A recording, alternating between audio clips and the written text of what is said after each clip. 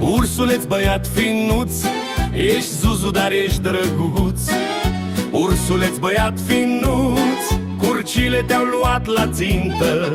Fugi după ele în toată piața, apoi râzi o zi întreagă. Se trezește ursuleț, cu capul zburat un pic, își pune șoseta în mână și caută papucul mic. Pleacă în lume fericit, că așa e el de mic copil. Face haz, face scandal, dar mereu cu suflet fin. Ursuleț, băiat finuț, ești zuzu, dar ești drăguț. Ursuleț, băiat finuț, curcile te-au luat la țintă.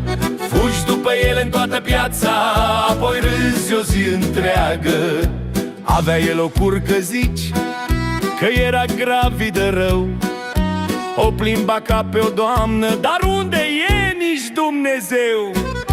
De o săptămână nu mai vine, nu-s nici penele în bătătură.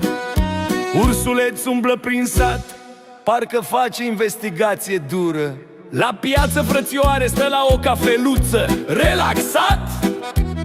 Și altă curcă vine în față, de parcă-i spune: sunt din sat.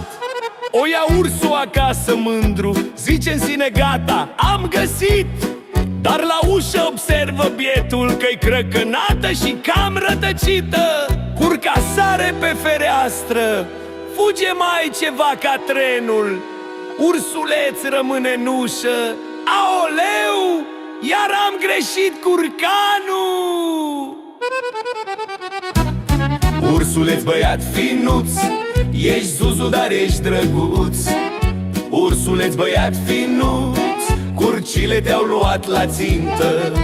Fugi după ele în toată piața, apoi râzi o zi întreagă. Ajunge ursuleț la muncă, of, ce zi nenorocoasă, că o muscă nehalită îl pândește chiar în față. Nu-l scapă din ochi deloc, parcă-i șefa lui pe viață. Zboară în stânga, sare în dreapta, nu-i dă voie nici la gheață.